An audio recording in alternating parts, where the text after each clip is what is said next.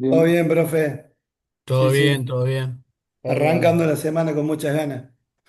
Ah, muy bien, muy bien. Perfecto, perfecto. Bueno, tenemos para este encuentro lo que corresponde al encuentro número 7 y hemos, una vez visto algunas generalidades en cuanto a alguna caracterización, conceptualización, eh, de la psicología general, vamos a empezar a desandar un caminito que nos va metiendo más en lo propio, que es la perspectiva de la psicología en relación al trabajo o a la vida del trabajo, ¿no? A la vida laboral. Entonces yo les había propuesto, que es lo que agregamos en, en los materiales de la escuela, tenían una modificación de la unidad del encuentro 7 donde le dejé un texto. De esta unidad va a ser el texto más importante y que me gustaría que, es decir, le vamos a dar mucha bolilla a este texto de para Pratesi y otros autores, que se llama Fundamento de Psicología del Trabajo, que es una edición del 2020, o sea, es relativamente nuevo, y, y un extracto sobre algunas consideraciones sobre el recorrido que ha tenido la psicología del trabajo en la Argentina, ¿no? Es un resumen que preparé y que puede estar de manera muy esquemática, puede servir, digamos, como para pensar cuál es la realidad que ha tenido esta perspectiva psicológica en la vida del trabajo en la Argentina particularmente, ¿no? Así que recién hablaba con Pamela, bueno, nos van a quedar el miércoles, perdón, el lunes que viene feriado, pero vamos a tratar de organizar un encuentro en esa semana porque nos quedan tres encuentros, además del de hoy, ¿sí? Y entonces no nos van a alcanzar, vamos a tratar de ingresar ahí, meter un día más, porque tuvimos un feriado ya hace unas semanas atrás y eso medio como que nos cortó la posibilidad de llevar un cronograma eh, más como lo teníamos pensado. Pero bueno, esa es la idea. Después vamos a ver las posibilidades, en qué días y qué horarios lo vamos a poner, ¿sí? Hoy entonces vamos a comenzar con el tema específicamente de psicología laboral. No sé si alguien ha podido leer el texto, pero básicamente lo que vamos a comentar aquí, yo les quiero eh, adelantar algunas ideas que tiene y que trae el texto para que ustedes cuando vayan ya lo puedan leer con una mirada un poco más aproximada. Perdón.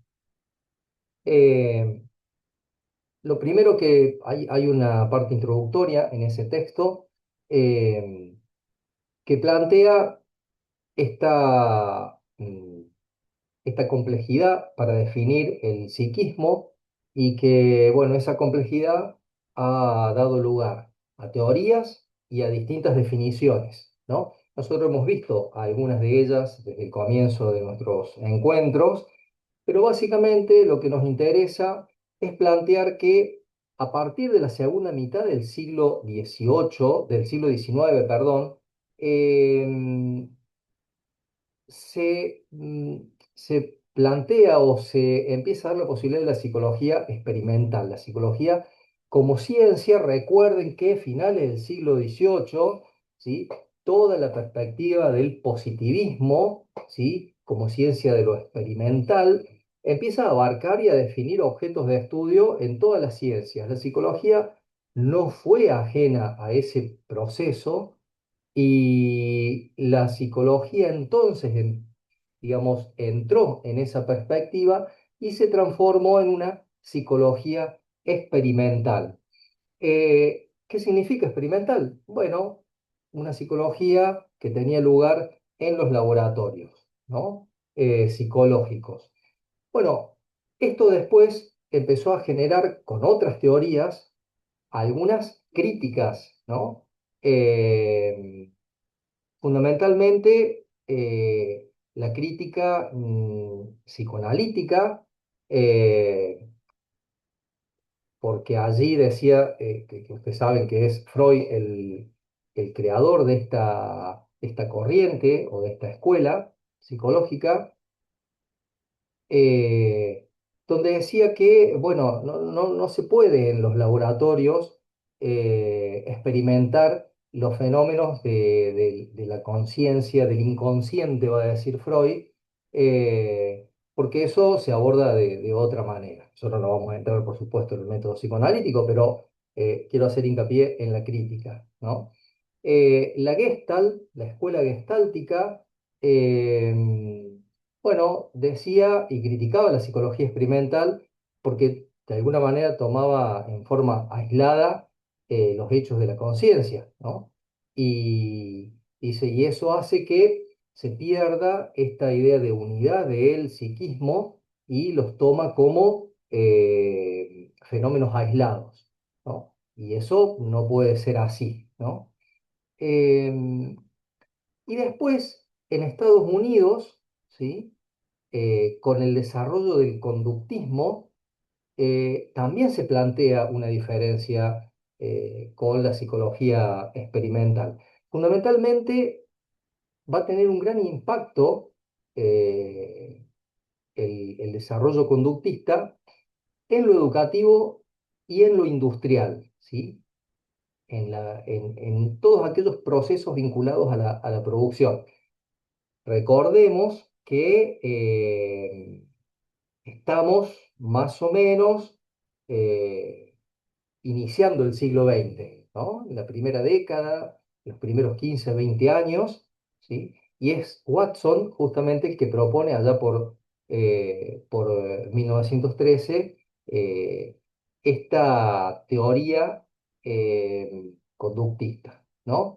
Y ahí me gustaría tomar una definición de, de un psicólogo que intenta de alguna manera superar estas diferencias entre las distintas corrientes eh, y va a proponer la siguiente, la definición que tiene en cuenta algunos aspectos que entiende son superadores, ¿no? Cuando define psicología. ¿M? Y va a decir que es la ciencia que estudia los individuos, ¿sí? Pero particularmente las relaciones que los individuos establecen entre sí, ¿sí? Que sostienen entre sí y que de alguna manera se reproducen en la vida institucional y en las organizaciones. Y entonces le da a esta definición una perspectiva social que antes no la tenía, ¿no? Es decir, el psiquismo se construye también en relación y en esa vinculación con otros, con el ambiente, mediante adaptación, mediante resolución del equilibrio. Y entonces Luis Leopold establece esta y expresa que tiene un carácter social. La psicología o la definición tiene que atender este carácter social, ¿sí? Em, y se empieza a hablar del carácter social de la psicología, eh, que implica el conocimiento, no solo de la relación individuo, digamos, del individuo en tanto psiquismo particular, sino en las relaciones que el individuo tiene con la sociedad, ¿no? Porque entiende Leopold que somos de alguna manera producto de esas relaciones que establecemos con los demás, ¿sí? Y que esas relaciones constituyen para nosotros un mundo. Y el concepto de mundo, ¿sí? Lo utiliza para referir a esas relaciones particulares. Nosotros podríamos decir, bueno, el mundo del club, el mundo de la escuela, ¿no? Y ahí entonces el mundo del trabajo, el mundo de la industria, el mundo, ¿sí? Que es ese entorno o ese ambiente que de alguna manera, con el cual nosotros de alguna manera nos relacionamos, ¿no? Y entonces se empieza a hablar de las relaciones del trabajo y la psicología, ¿no? Eh, Como un montón de las cosas que hace el hombre, como todas las cosas que hace el ser humano, el trabajo es una construcción social, ¿no? Eh, no es una cuestión natural, sino que es un constructo del ser humano, ¿no? Y que se genera además en esa interacción social, ¿no?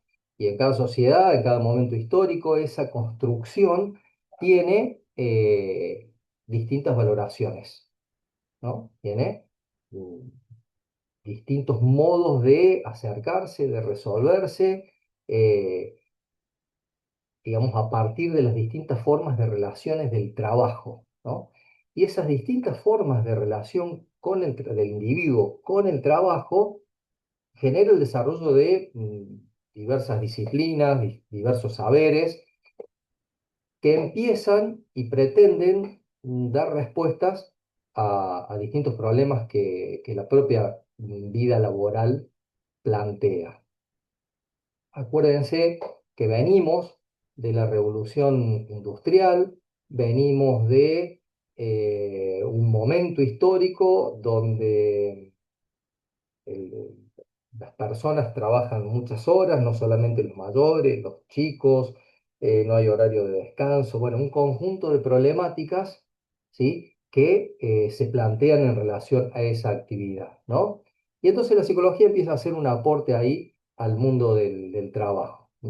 Hay un texto de Jurs del 2001 que plantea una cierta periodización de la relación entre la psicología y el trabajo, que abordan algunas problemáticas, las condiciones en las que se desarrolla el trabajo, ¿sí?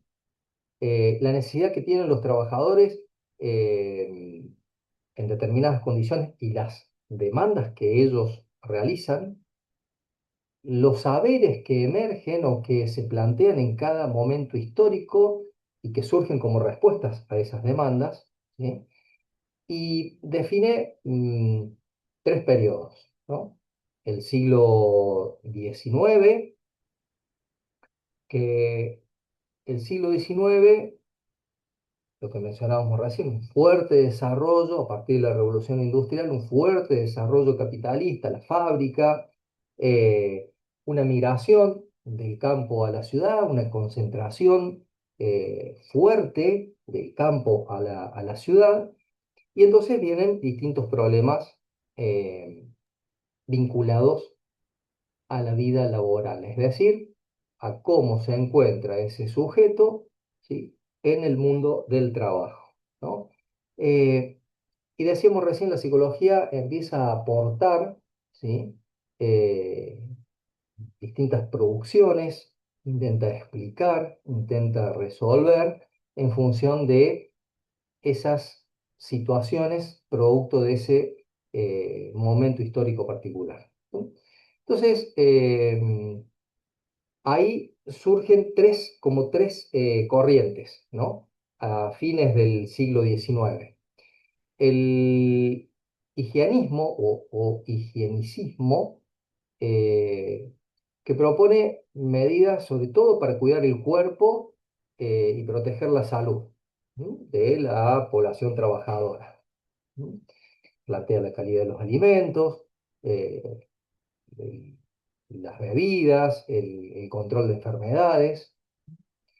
Esa es una corriente, ¿sí? que intenta de alguna manera abordar la problemática de las enfermedades, de la salud en general.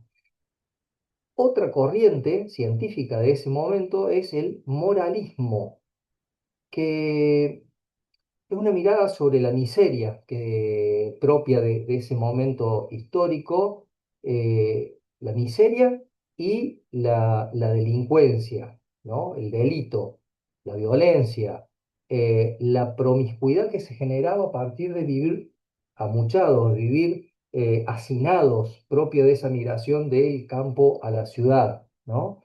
Y esta corriente o perspectiva moralista eh, tiene una acción prescriptiva de cuáles deberían ser los comportamientos que, digamos, ayuden a que todas las derivadas de la delincuencia, de la miseria, de la promiscuidad, digamos, no afecten la salud de los trabajadores. ¿Mm? Es decir, una propuesta moral a la situación. Y después una corriente científica que se denominó alienismo, que se dedica a estudiar fundamentalmente a los individuos que presentan conductas que no se consideraban normales o establecidas como normales. ¿Mm? Eso finales o segunda mitad del siglo XIX. Ya en el siglo Que era XX, normal. bueno, para la época, ¿no? Para la Claro, época, ¿no?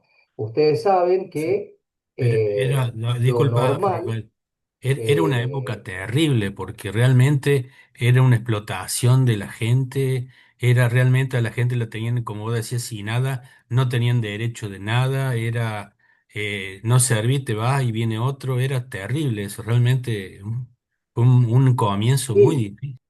sin derecho al Por eso, en descanso, base a eso, ¿cuál era el criterio de normalidad para esa época? Es dificilísimo.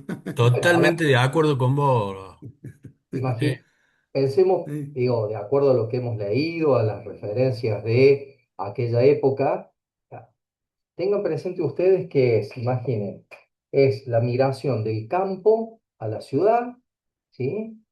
Eh, impulsado por el desarrollo industrial, eh, donde hay una forma de trabajar, ¿sí? Donde las horas eran muchas, donde no había derecho al descanso, donde la enfermedad se castigaba con el despido o la posibilidad real de quedarte fuera, entonces el tema de los derechos laborales no existían, eh, ni pensar en el tema de vacaciones todavía, en esa época no existía nada. Entonces, bueno, son todos temas que la psicología empieza a esbozar una mirada sobre el mundo del trabajo, ¿sí? Última parte del siglo XVIII. En la primera mitad del siglo XIX tenemos, ¿qué tenemos? Dos acontecimientos enormes, ¿sí? Antes de 1950. Desde el 1905 al 18, Primera Guerra Mundial, del 39 al 45, Segunda Guerra Mundial, ¿sí? La producción se había organizado bajo el modelo taylorista, ¿sí? Es decir, un modo de producción donde los tiempos, la división del trabajo, eh, la disciplina absolutamente rigurosa de cómo tiene que moverse un cuerpo, un sujeto, pero sobre todo el cuerpo del sujeto en relación a los trabajos manuales, ¿sí? Esa forma taylorista impactó fuertemente en la salud y el cuerpo y por eso se va a reclamar fuertemente por esas condiciones de trabajo y van a aparecer eh, tres especialidades científicas en ese momento, ¿sí? Antes del 1950 estamos hablando. Aparece, fíjense, ¿no? Primera mitad del siglo XX, la medicina del trabajo aparece ahí, se dedica a las enfermedades y accidentes producidos, digamos, como parte de la vida laboral, de la actividad laboral. Aparece la ergonomía ya en esa época que de alguna manera se ocupa del diseño del trabajador, del diseño o de la relación La corporal adaptación. con las máquinas, ¿sí? La relación Claro. del cuerpo con la máquina y el puesto de trabajo. ¿Mm? Eh, Imagino, a ver, ¿qué hablamos ahí? Yo imagino hoy un diseño ergonómico, por ejemplo, una silla, para alguien que pasa muchas horas trabajando en una computadora, ¿no? Hay sillas, por ejemplo, de 5 puntos. ¿Alguien escuchó hablar de sillas de 5 puntos? ¿Sí?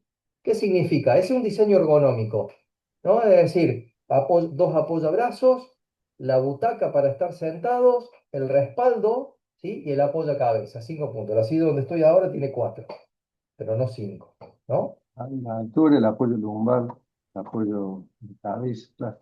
Se escucha bajito, ¿cómo? No, no, justamente estaba diciendo eso, los puntos de apoyo de la columna en la silla, Claro, digamos. ¿no? O hace un tiempo, ¿se acuerdan cuando, ya hace mucho tiempo, se van a acordar los que tienen algunos años más como yo, los teclados ergonómicos, se habían empezado a producir problemas en las muñecas por un diseño de teclado para quienes pasaban mucho tiempo tipeando, escribiendo, y entonces se generó un teclado que acompaña, ¿sí?, la forma orgánica de las manos, ¿no? Entonces, la ergonomía surge, digamos, o se ocupa del diseño, ¿sí?, en esa interacción entre el trabajador, las máquinas que usaba el trabajador y el puesto de trabajo, ¿no? Y aparece la psicología del trabajo en esta época, ¿sí?, haciendo aportes de alguna manera o mirando particularmente, ¿sí?, a la organización, ¿sí?, que tenía ese espacio de trabajo, ¿m? El modo en cómo se organizaba ese espacio de trabajo. Después, en el otro texto más cortito, vamos a ver que estos aportes en esta época, hasta el 1950, de psicología del trabajo, solo aparecen como cátedras, ¿sí? Como espacios, digamos, como si fueran materias optativas, lo que hoy sería en una universidad una materia optativa, una cátedra libre de algo. Bueno, tenía un espacio así. Y recién después del 1950, ¿sí?, a partir de un congreso que se hace en la Argentina, eh, se recomienda y se crea en la Universidad del Litoral la carrera de Psicología del Trabajo, ¿no? Ya metiéndonos un poco ya en el desarrollo de la Argentina, ¿sí? Fíjense que es reciente, ¿no? Tiene básicamente alrededor de 70 años la carrera de psicología, perdón, y más adelante el desarrollo de la psicología del trabajo, ¿no? Como carrera la psicología es a partir del 50 en la Argentina, ¿sí? Universidad del Litoral en Rosario. ¿M? Hasta ahí, ¿sí?, esa primera mitad de el siglo XX, ¿no? ¿Qué pasó en la segunda mitad del siglo XX y hasta la actualidad? ¿M? Se comienza con, digamos, a partir de la profundización de los fenómenos de ausentismo en los espacios laborales, la presión mental, eh, sufrimiento psíquico en el trabajo, denuncias de deshumanización en los procesos de trabajo, la salud mental de los trabajadores. Bueno, se empiezan a desarrollar los conocimientos de, fundamentalmente, la psicopatología del trabajo, que estudia las enfermedades mentales y brinda tratamiento, eh, digamos, para comportamientos que se dan en los ambientes laborales, ¿sí? Y que pueden presentar una patología según esos desarrollos científicos, ¿sí? ¿Sí? Y la psicodinámica del trabajo, que se centra en la salud, fundamentalmente en la salud física. ¿No?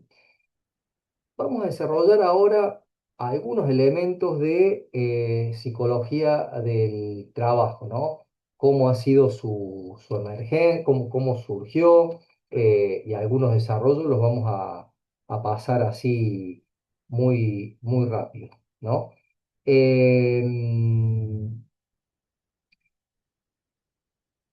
Hay acá, a partir de 1930, ¿no?, la irrupción de la psicología con esta perspectiva que decíamos recién, social, ¿no? Y si entonces se le da importancia a las relaciones entre las personas, las relaciones grupales, vinculado a la productividad laboral, ¿no? Es decir, se empieza a ver cómo funcionan las relaciones entre las personas en el mundo del trabajo, ¿no? Eh, y a partir de la década del 50 se amplía la visión a una mirada a una mirada psicológica sobre la organización, ¿sí?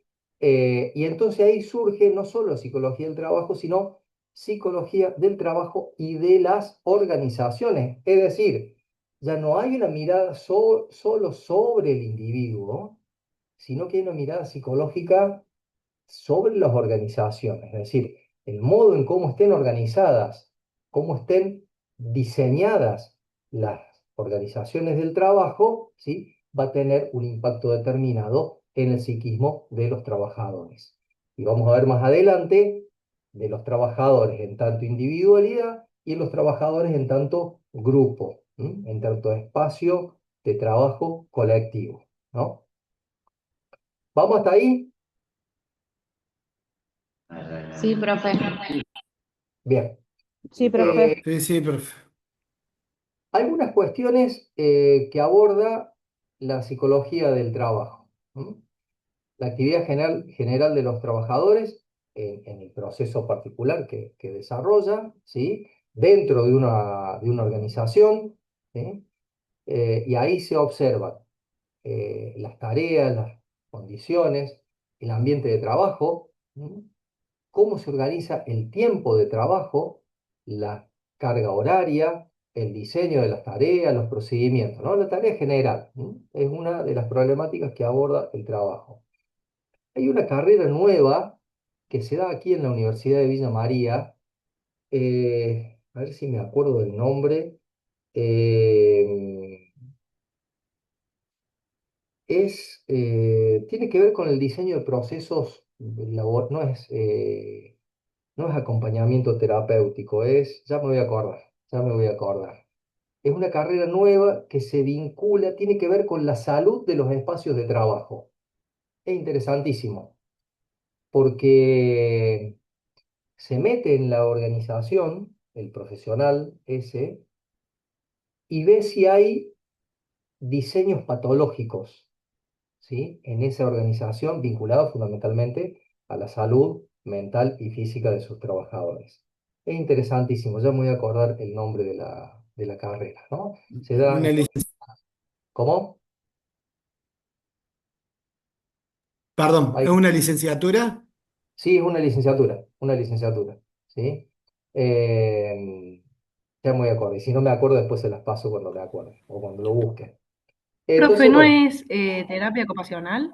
terapia ocupacional, exactamente, esa, muchísimas gracias. ¿Eh? Terapia Aparece como ocupacional. licenciatura en terapia ocupacional en el listado de la guía de carreras de la UNBM. Sí, sí, exactamente, es una licenciatura, es una carrera de grado, ¿no? Específicamente que aborda, ¿sí? La cuestión del mundo del trabajo, ¿no? Eh, eh, entonces decimos, la actividad en general de los trabajadores, las relaciones entre el personal y la organización y, digamos, el espacio de trabajo, eh, la incorporación de personal a la estructura laboral, el desarrollo, los procesos de socialización adentro de esa organización. Ya vamos a ver esos procesos de socialización cuando hablemos de los grupos. eh, la promoción de esa persona dentro de la organización y también la salida, ¿no? Fundamentalmente, cómo sería una salida psicológicamente saludable, ¿no? Entiende, digamos, esta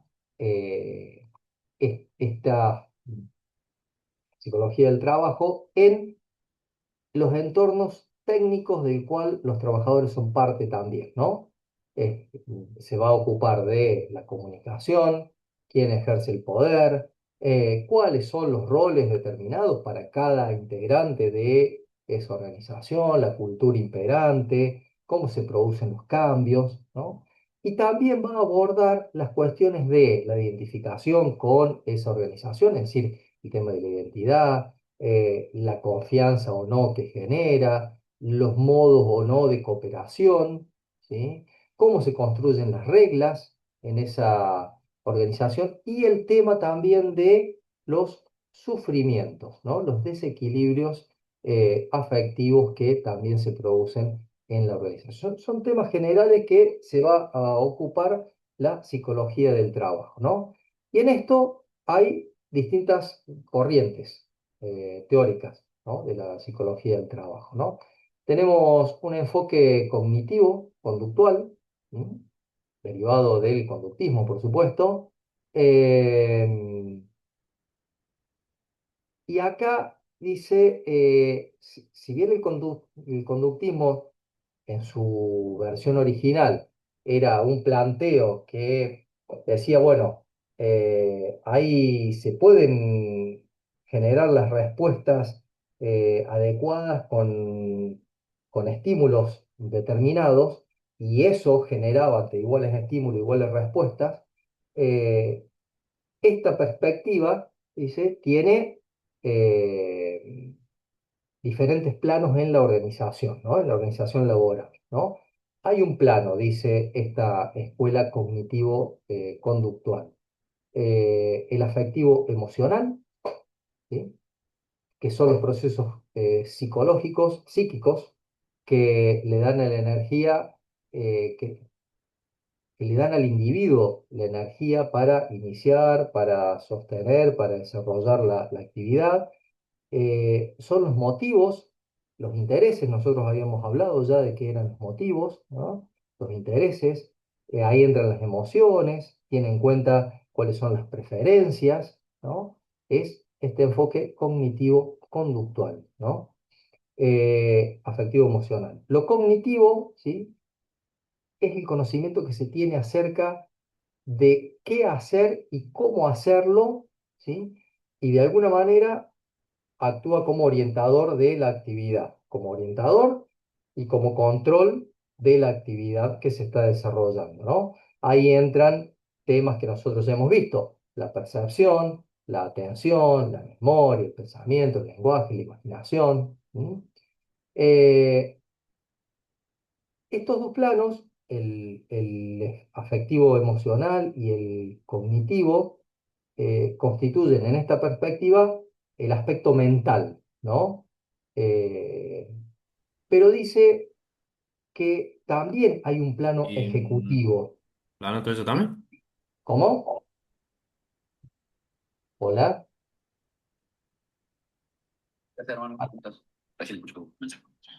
Ah, hay alguien que está No, con me hay parece que se alguien que le está. conectó sin querer el audio. Sí, sí, sin querer alguien te ha conectado. Ah, bueno. Seguimos Sí, ¿qué entonces. haces, hermano? Perdón. Estoy justo entrando a clase y recién vi el mensaje. Ah, bueno, bueno. Sí, boludo. Mariano y la Anita vienen. Los... Ah, sigue con el micrófono conectado, Patricio. Sí. Sí, que nos invite a todos, decirle. Sí, sí, sí, Venga, seguro. venga. Vamos todos. Yendo, yendo. Bueno, decíamos que el afectivo emocional y el cognitivo constituyen el plano de lo mental, ¿no? Que es el foco de la psicología en esta perspectiva, ¿no? Y después está el plano de lo ejecutivo, que es la realización efectiva de la actividad, ¿sí? A través de conductas o respuestas observables, hábitos, habilidades, destrezas, ¿no? Eh, este plano de lo ejecutivo es lo que nosotros nos referimos eh, como el comportamiento propiamente dicho, ¿no? Hay un elemento que es el sociocultural que se agrega al ejecutivo, al cognitivo y al afectivo emocional, ¿no? El sociocultural, que es el ámbito social en el que un sujeto desarrolla o desempeña la actividad, ¿no? Eh, y es desde ese ámbito donde recibe determinadas percepciones, creencias, costumbres. ¿Sí? El elemento biológico, ¿sí? Que es que se refiere al soporte físico eh, que permite desarrollar la actividad. ¿M? Y ahí aborda el sistema nervioso, la estructura corporal.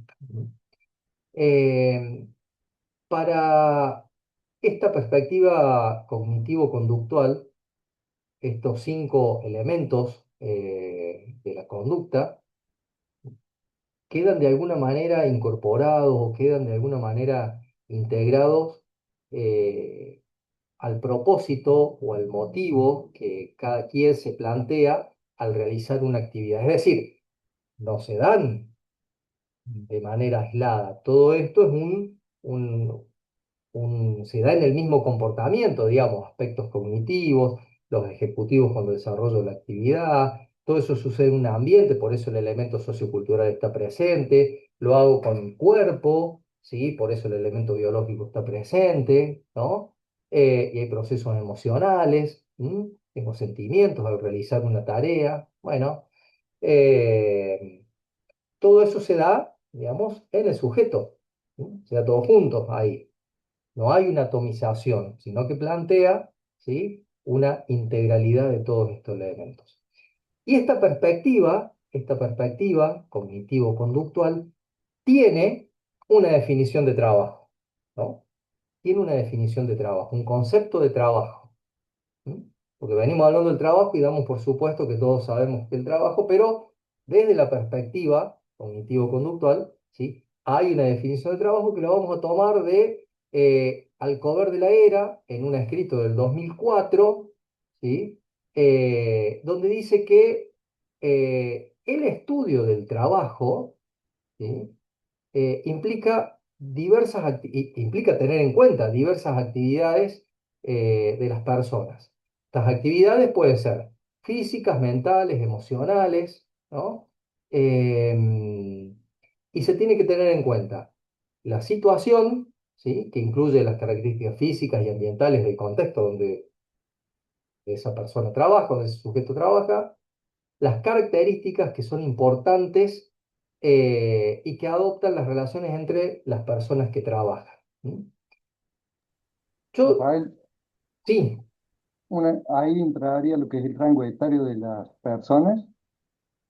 O sea, tengo personas de 25 años, con 30, con 45, y todas piensan y actúan de diferente forma porque obviamente hay una diferencia de edad importante entre todos los que están en ese no, ámbito.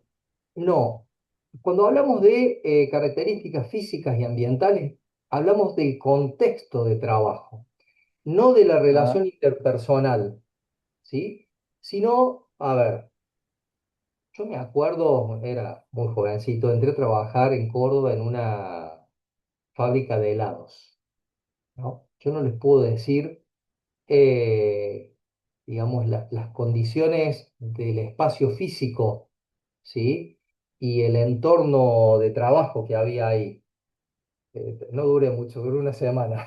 La verdad que me alejé de ese lugar, ¿no? No sé si ustedes han tenido experiencias de trabajo en lugares donde el lugar físico donde se desarrollaba el trabajo y el contexto ambiental en relación a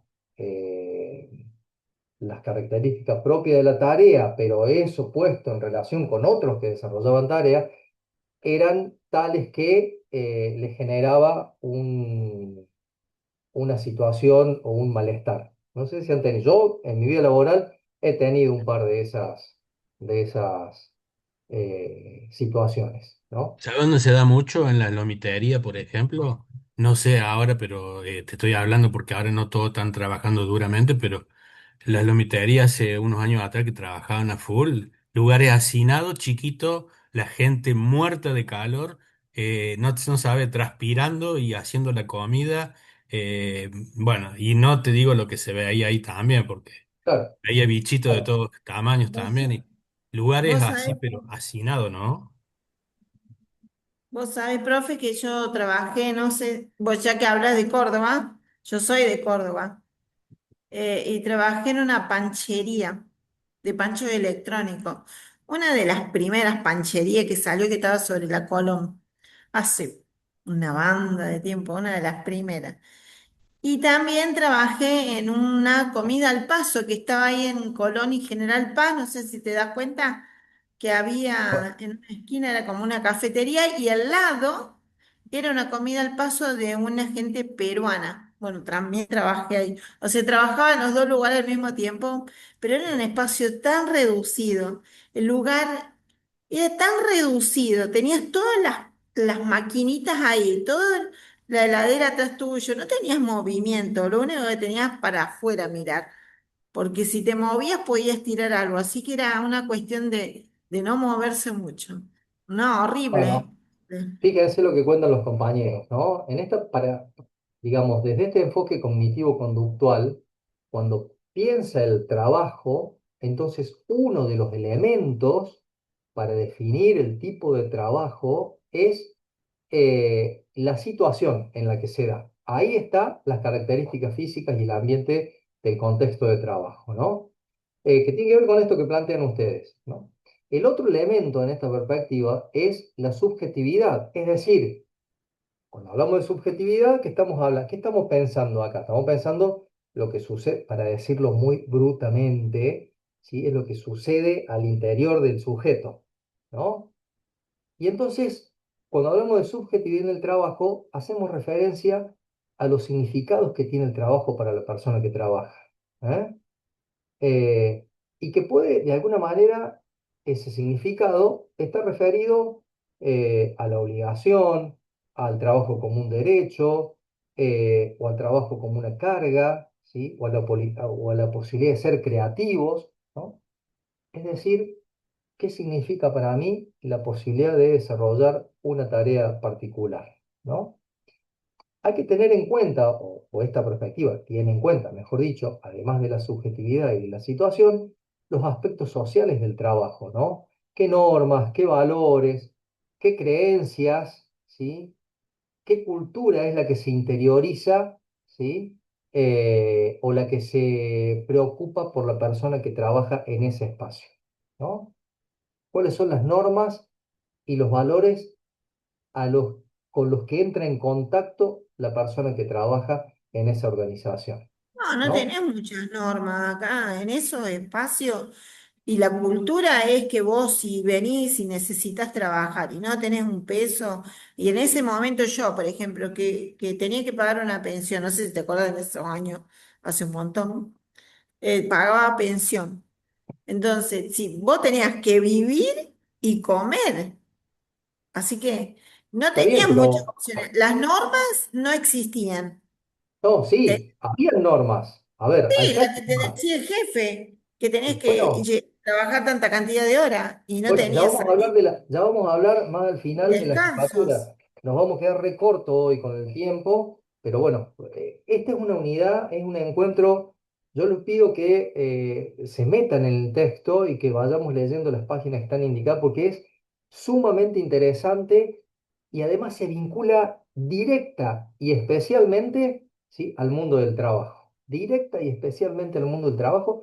Les pido que presten mucha atención y que le dediquen tiempo suficiente a este texto en particular, ¿no? Pero digo, hay normas, no habrán estado escritas, ¿sí?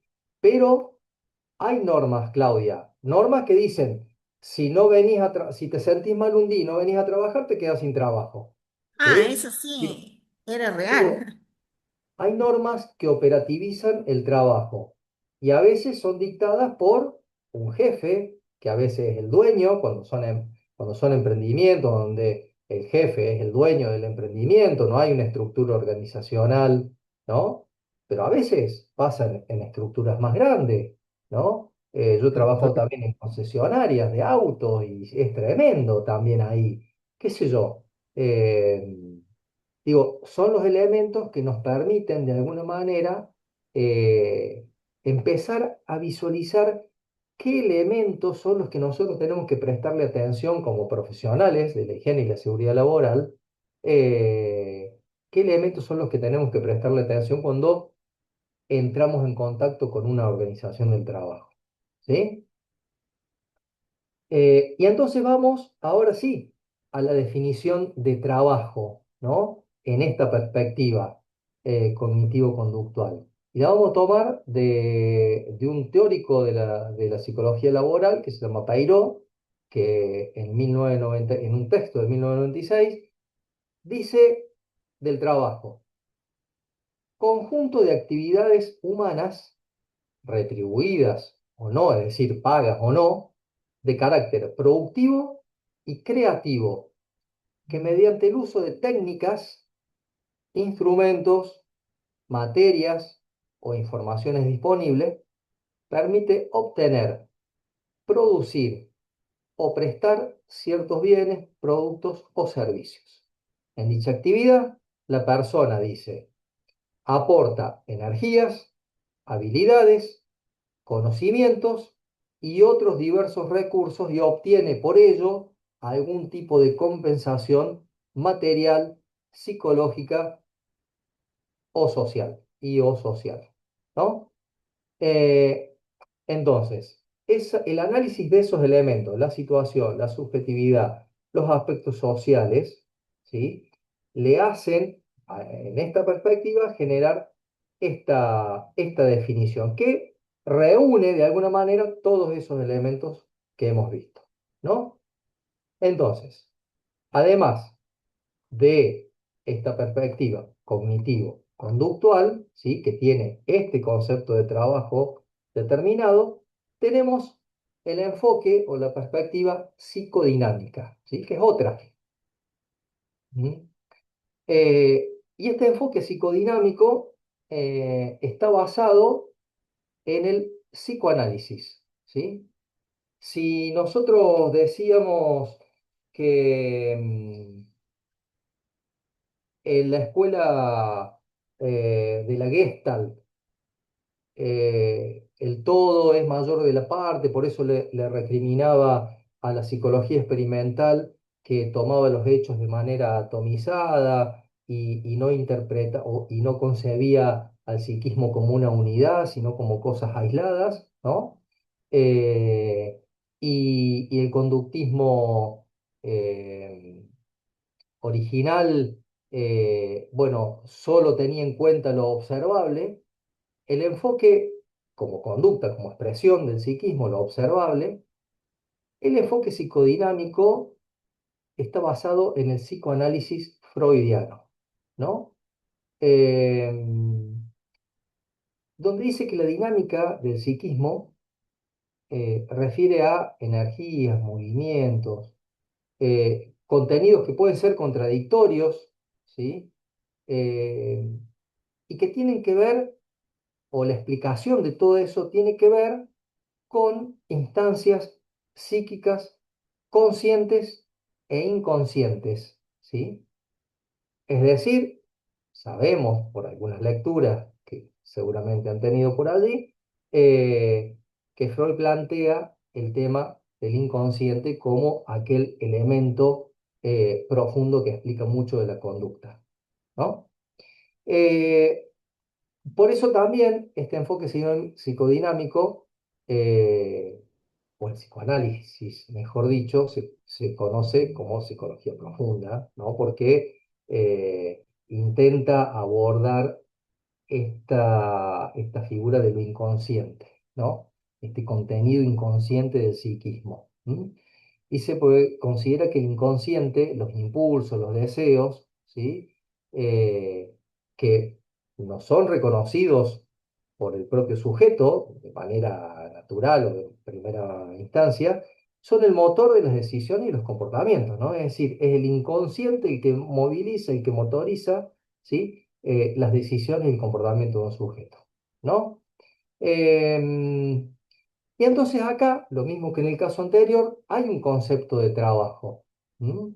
Em, También, ahora lo vamos a ver, también, además de la explicación del inconsciente para la conducta, el enfoque psicodinámico plantea la importancia de la personalidad y de la construcción histórica, ¿sí? O de la construcción durante las distintas etapas de la vida de la personalidad, ¿no?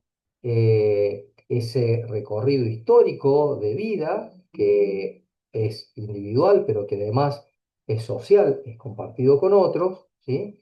Es lo que va a darle la característica de único ¿sí? Repetible, como habíamos visto, ¿se acuerdan en el encuentro pasado de la personalidad?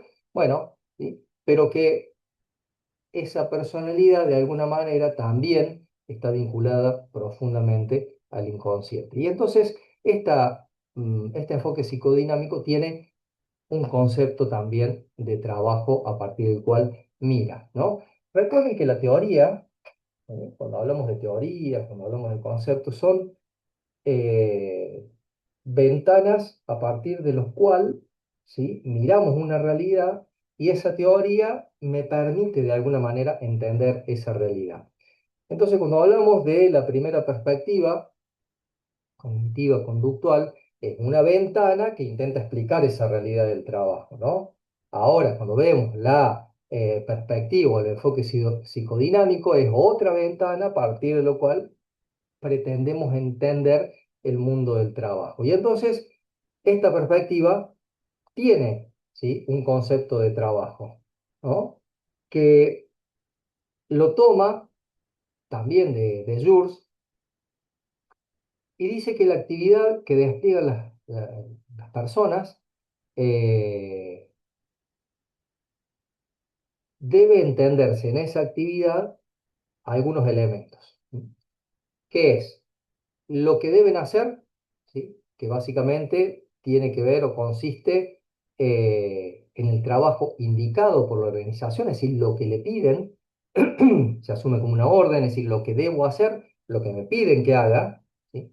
Lo que es posible hacer, el trabajo real que se desarrolla, ¿sí? Y que de alguna manera está condicionado por las características del contexto, del ambiente, del espacio físico, ¿no? Y lo que desearía hacer.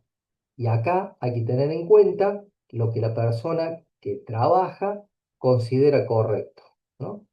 Considera correcto, lo que considera justo, bueno, lo que hay que resolver en el momento, ¿sí? Por un lado, el trabajador recibe las indicaciones acerca de qué, acerca de cómo hacer determinado trabajo, ¿sí?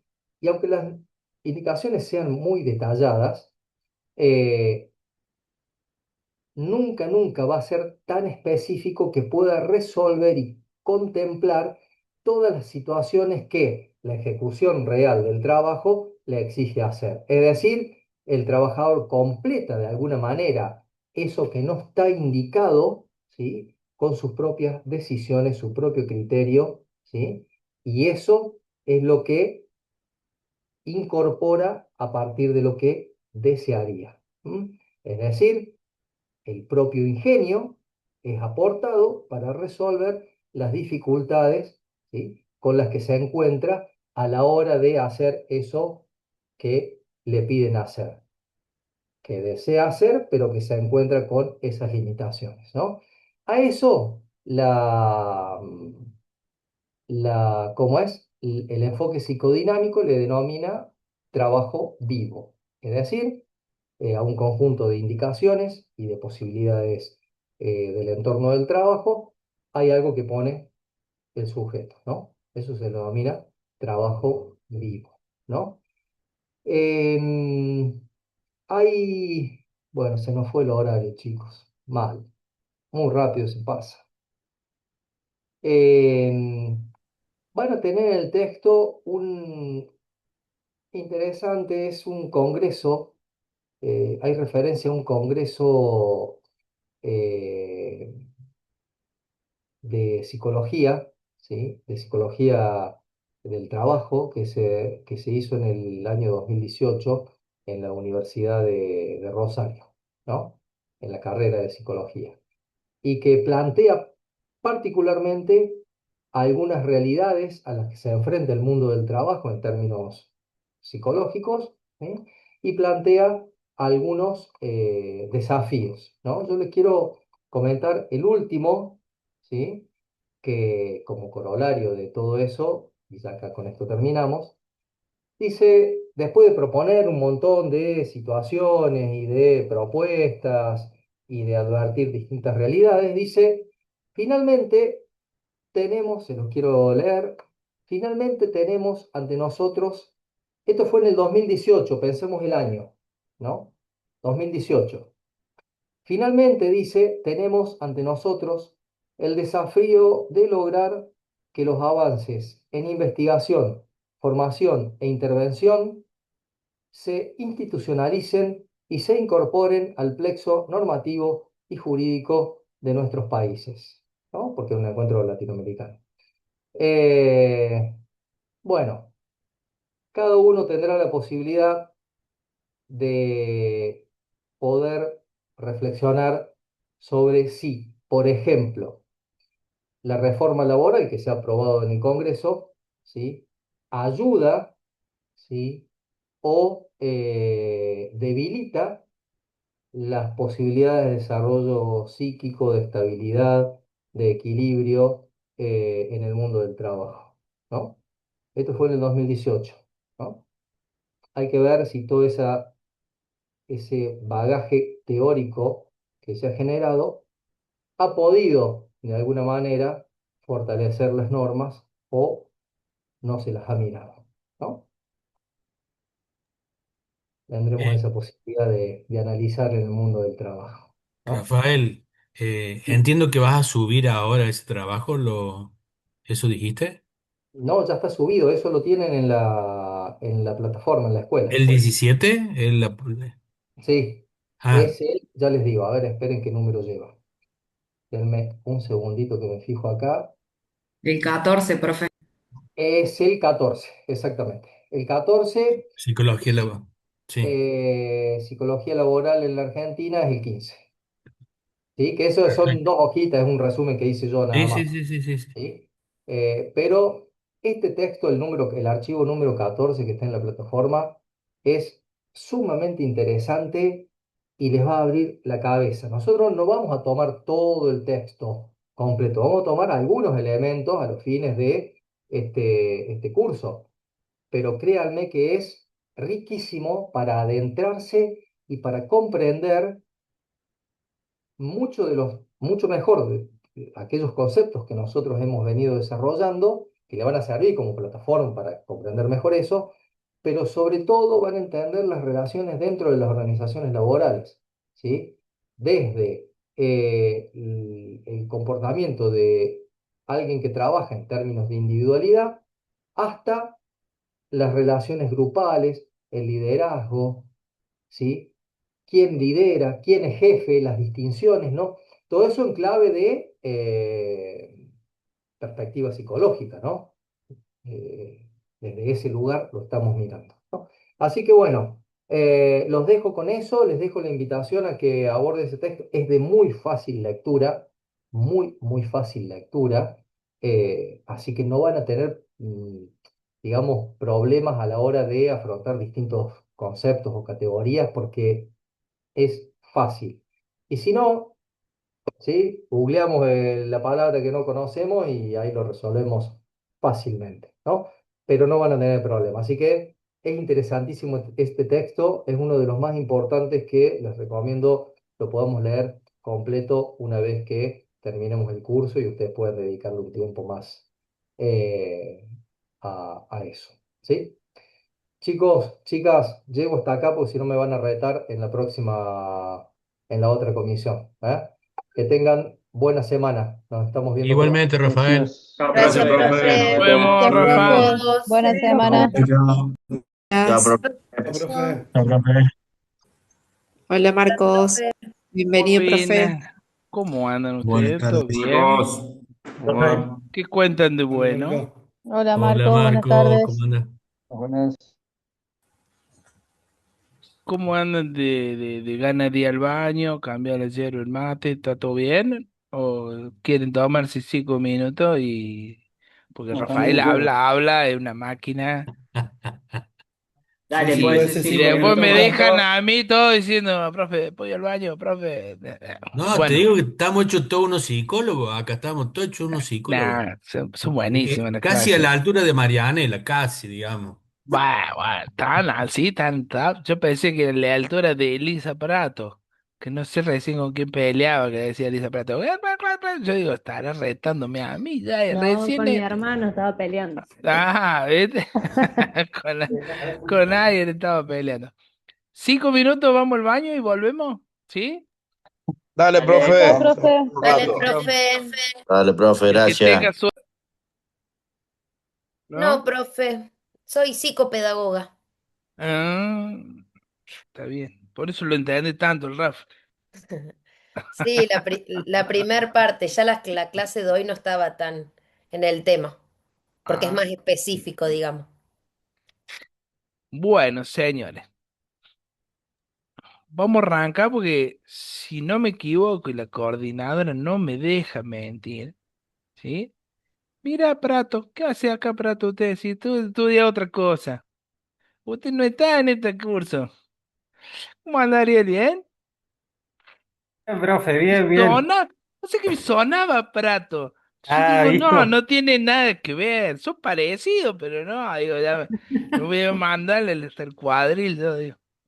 Estoy ¿Qué es viendo tu, si la gano con esta. sí? Y bueno, para el año que viene. ¿Qué es tu hermana, Elisa? Sí, Eh, sí, Bueno, ya tiene cubiertos los dos espacios. claro. Le estoy diciendo Claro, ni que hablar. opine en la clase, porque no habla mucho, me dice. No, no, te retabo, lo único que le veo que hace. ¿Viste? Sí. Y todo es mudo, ¿viste? ¿Sabe qué? Cortar la luz ahora. Ahora le corto la luz. Ya vas a ver lo que es bueno. Chao, profe. Nos vemos, Ariel. Nos vemos mañana. El que Bueno. tiene mucho ganas de hablar, Elisa, es tu gato. Sí, pero hoy estoy en el trabajo y no está el gato. El gato está en mi Ah, casa. Ah, Será la clase que bueno, con viene. razón. está bien. ¿En el trabajo que ahí donde vive el Ariel? Y estamos los dos trabajando en el mismo lugar. ¿Viste? Ah, sí, está bien. Bueno, chicos, básicamente la materia tenía como, yo le podría decir, tres corrientes, ¿sí? Bastantes marcadas de los conocimientos. Yo se lo voy a compartir ahora, acá. ¿Mm? La que a mí un poco más me interesó, porque va más con la parte, digamos, de la tecnología blanda, digamos, era justamente el adiestramiento de brigada, el armado de las brigadas, bueno, el plan de evacuación, eso ya más o menos lo tienen, ¿sí? Lo tienen en su idea de cómo un plan de evacuación.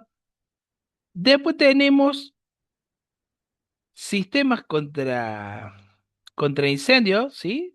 Suministro de agua o provisión de agua del sistema contra incendio.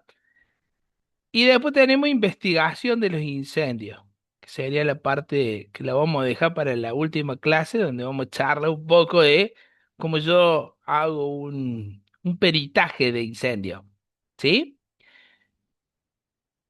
Nosotros la semana que viene no tenemos clase porque el lunes es feriado, ¿sí? Así que nos quedaría esta clase y dos clases más. ¿Está bien? Esta y la penúltima clase vamos a tratar de avanzar un poco con lo que es la parte de sistema de provisionamiento de agua para servicio contra incendio. Y vamos a ver si la última clase charlamos un poco con respecto a la elaboración de informe o inspección de incendios, ¿sí? Evaluación de incendios. Esto básicamente tendrías que ser una persona que haya estado o se haya dedicado mucho tiempo al tema de incendio para poder hacer un peritaje, digamos, de alguna manera de incendio. Pero bueno, vamos a charlar un poco principalmente de cuáles fueron los focos o por qué se puede haber dado, analizar un poco los tipos de incendio, ¿sí? Pero así un poco más bien general. ¿Cómo vamos a regularizar esta materia? Es la parte más interesante, ¿sí? ¿Cómo quieren regularizarla? ¿Quieren que tome un parcial? ¿Quieren que les tome un examen final? ¿Quieren que los mande todo a rendir oral? Profe, tengo una pregunta. Sí, Micaela. No quiero meter la pata, compañero, por las dudas. Eh, Ya se asustó, ya, Micaela. Este trabajo, así justamente con el tema del examen, ¿lo vamos a meter junto con lo que estamos haciendo de proyecto integrador? O sea, ¿vamos a analizar esto junto al trabajo de proyecto o no? Y hasta ahora del proyecto integrador nadie me preguntó nada. Con ¿Cómo que no, respecto profe? Yo a... le pregunté. Bueno, vos, Kevin, solo, bueno, pero, Ah, o sea, nadie como hizo que nadie. yo de alguna manera participara en el proyecto integrador. No significa que la materia esta termina acá, o sea, si en el cuatrimestre que viene, que es práctica profesional uno, ustedes de alguna manera necesitan que yo colabore con la parte de control de incendio, obviamente que lo vamos a hacer, nadie los va a dejar solos, ¿sí? Pero, no sé, a mí, por ejemplo, ¿cómo me gustaría regularizar esta materia? A mí me gustaría que ustedes hicieran un trabajo. Y todos dicen, no, hay un trabajo. Eso es copiar y pegar, buscar. A ver, cuando yo realizo un trabajo, estoy estudiando. Les guste o no les guste, los estoy obligando a estudiar. Sí o sí nadie va a presentar un trabajo, por lo menos sin antes haber leído lo que escribió. Por más que lo haya bajado de internet o por más que se lo haya preguntado a la inteligencia artificial. ¿Se entiende lo que digo? Eso quiere decir que de alguna manera los estoy obligando a estudiar. ¿Es la forma más sencilla de evaluarlos? Sí, es la forma más sencilla de evaluarlos, porque ustedes todos tienen distintas obligaciones, todos tienen distintas cargas horarias, todos tienen distintas responsabilidades. Entonces yo les pongo la posibilidad de que ustedes hagan un trabajo. Y en ese trabajo, en el momento que lo arman, que estudian, después me lo presentan en 30 días, en 20 días. Le ponemos fecha que usted le considere que sea la más apropiada. De todas formas, como verán ya, por ejemplo, de la parte de de brigada hemos trabajado bastante, o sea que si ustedes quisieran ya hacer un trabajo de lo que es brigada, ustedes podrían armarlo y medianamente podrían hasta directamente escribirlo en base a todo lo que saben, sin necesidad de andar buscando mucho por internet ni bajando cosas por internet. De todas formas, lo que queda, que es la parte de red de incendio a través de agua, ¿sí? Es básicamente cumplir con una normativa y esa normativa de alguna manera tiene todos pasos bastante establecidos y tampoco es tan entretenido, por eso digo que con una clase nos va a alcanzar para ver eso, porque en realidad lo que yo quiero es que ustedes sepan que existe, ¿se entiende? Después si les toca el día de mañana hacer una red contra incendio, eh, que cumpla con las normativas establecidas para la red contra incendio, ustedes irán a la normativa vigente de ese momento y ya está. De todas maneras, ustedes como personal de seguridad no la van a hacer a la red contra incendio. Van a contratar una empresa que se dedique a hacer redes contra incendio y ustedes lo único que van a hacer es evaluar si lo que ellos hicieron cumple con las normativas o no. Para eso no hay que ser muy genio, solamente hay que saber que existen y tener un poquito de idea. ¿Sí? Buscar la normativa vigente y aplicarla, digamos. Es que la normativa vigente es tan sonsa, digamos, y tan básica, que la vamos miren, yo les voy a decir, vamos a entre todos a armar la normativa en nuestra mente, como si fuéramos nosotros los que estamos haciendo la norma contra incendio, y después la vamos a leer y vamos a decir, che, no está tan lejos de lo que nosotros pensábamos. ¿Se entiende lo que digo? No estaba tan lejos la cosa.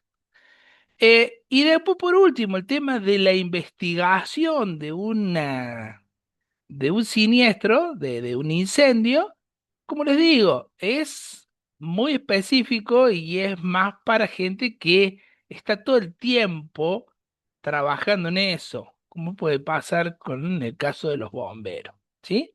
Entonces, por ahí me gustaría más que si tomaran la partida, fuera más por el lado de la parte de,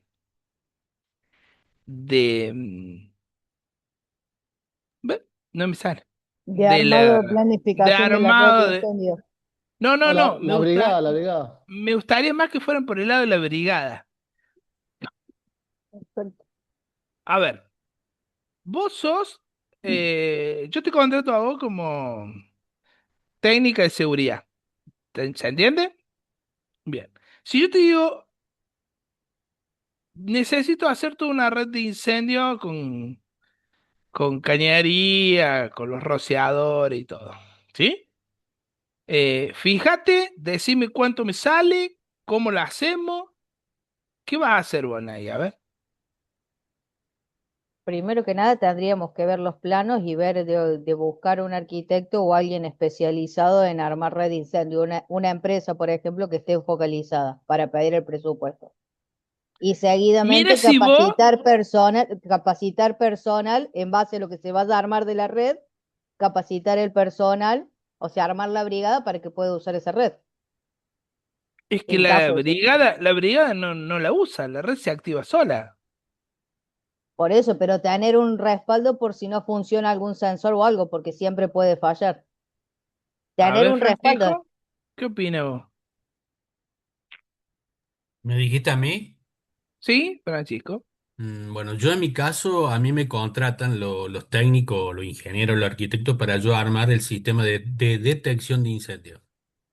Entonces, cuando a mí me contratan, me dan un plano, me dicen lo que quieren y yo le armo en base a eso lo que a ellos le hacen falta y le doy alternativa A, B, C. Generalmente la C no, A y B.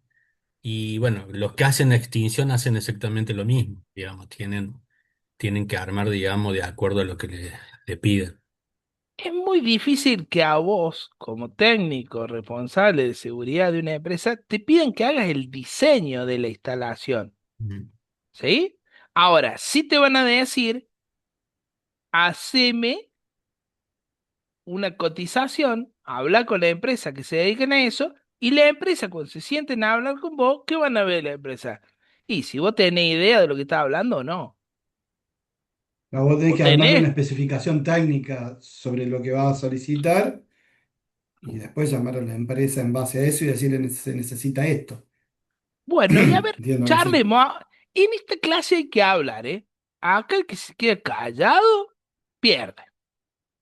A ver, ¿qué es lo que consideran ustedes que creen que sería necesario y escribir, digamos, en ese pliego licitatorio? A ver. Cumplir Marco, IVA. Sí, Marco, cumplir la normativa, sí. Las características Y tienen que del hacer el sistema que se cálculo de los requiere. tanques. Claro. No, una eso. base, hay que seguir una base legal. Una base legal, bien. Hay Ujú. que seguir Tienen una que ver base las normas legal. internacionales, las ISO. Claudio, Hola, Marco. ¿cómo anda? Yo en principio tengo una duda en base a qué determina que se instale un sistema de extinción y un sistema de detección de incendios. Y que son dos ¿Por qué cosas tendría? totalmente diferentes. Un Claro, sistema de ¿qué? extinción, un sistema de extinción es, empieza un incendio, ¿sí? Para que ustedes tengan una idea, vieron en los shopping que saben estar todas las callejerías con unos aspersorcitos. Esos aspersorcitos ahí arriba tienen una ampollita. Esa ampollita es de mercurio. Si me equivoco, Francisco, me decís. No, ¿Cuándo? no es mercurio, No, no se usa pero más mercurio. Es una claro, ampollita que a los 50 grados revienta y acciona el sprinkler. Listo. Cuando acciona uno, automáticamente accionan todos. Empieza a largar yo, agua por toda la cañería de toda la instalación. ¿Se yo tenía entiende? entendido que, yo tenía entendido que revienta solamente y que tiene más temperatura y los otros no, por ejemplo. porque revienta la ampollita por temperatura. Sí, pero escucha, pasa una cosa, Claudio. Todo depende de cómo sea sectorizada la alarma. En los shopping, por ejemplo, si esto se produce dentro de vamos a suponerte del Lomito 348, bueno, un local específico.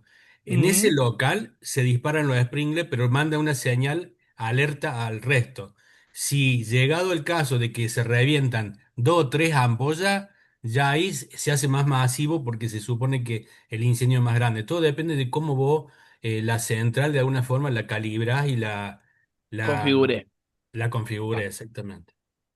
Pero vos podés ¿Sí? hacer explotar la ampolla a voluntad, digamos. Sí.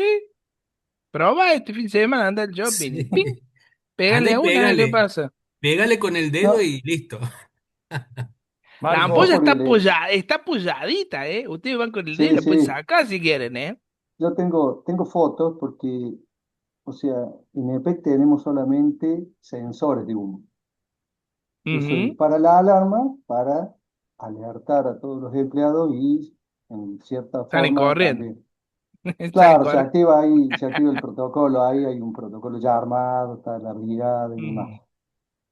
No tenemos ampollitas, porque obviamente en lugares donde está toda la parte eléctrica no pueden largar agua.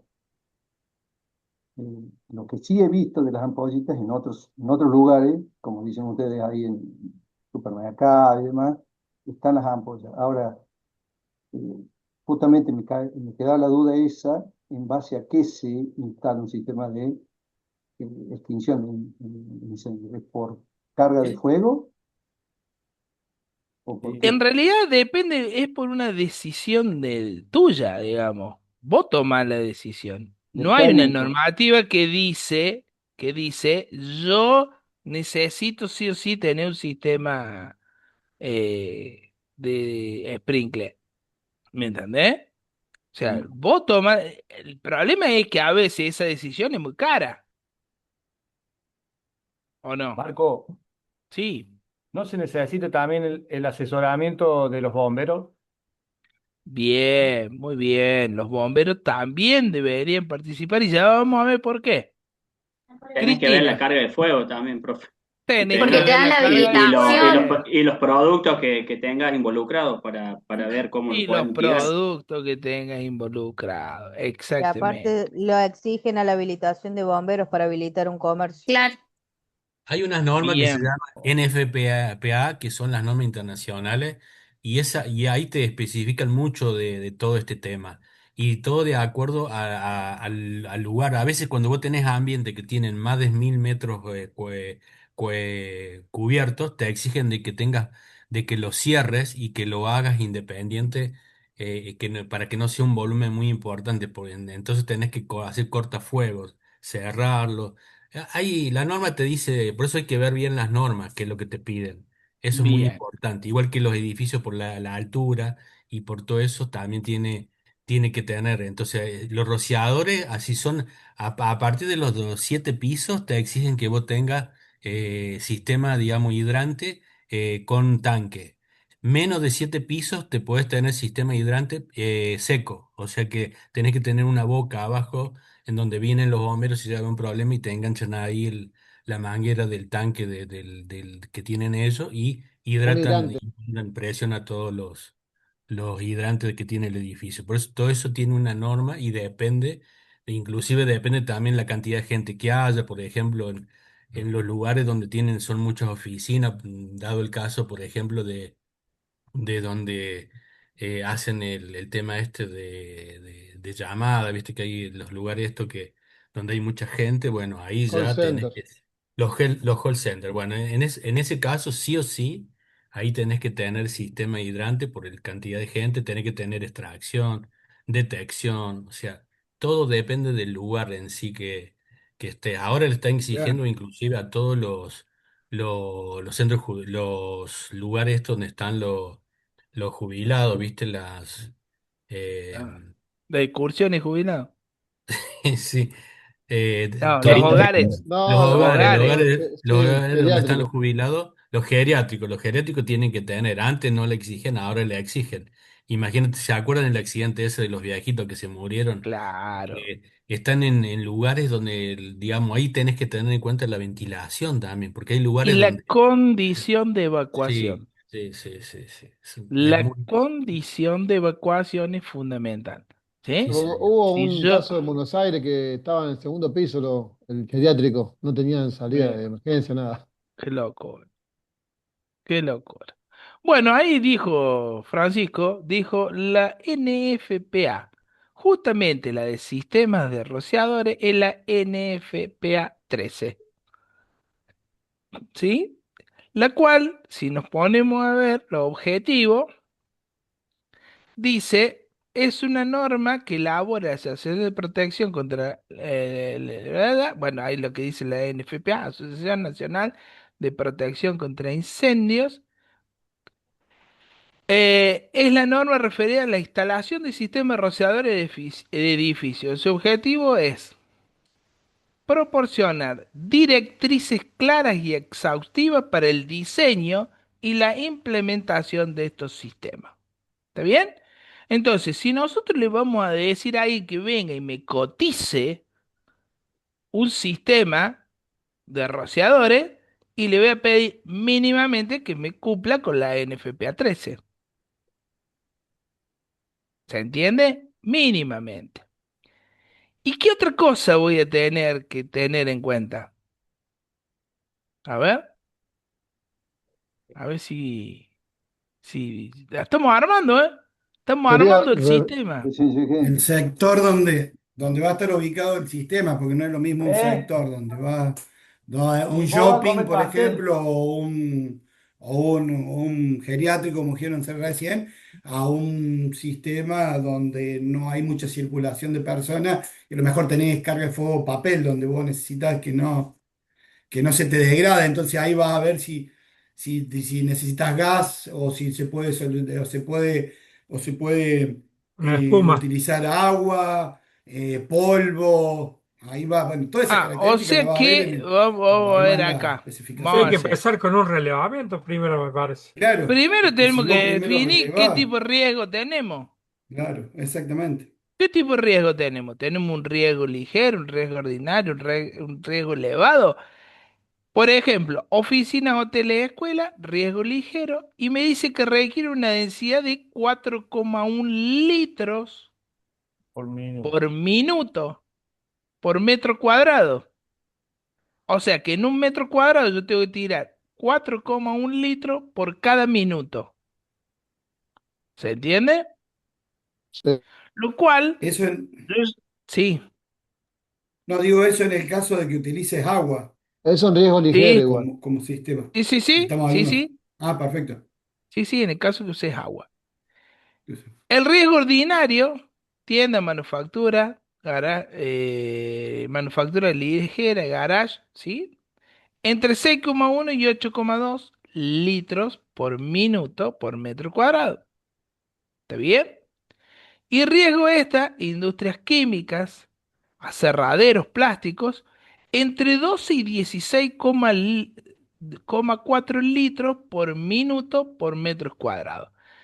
Conclusión, acá me están empezando a marcar la cancha. ¿Qué significa? Acá hay dos variables, chicos. Dos variables.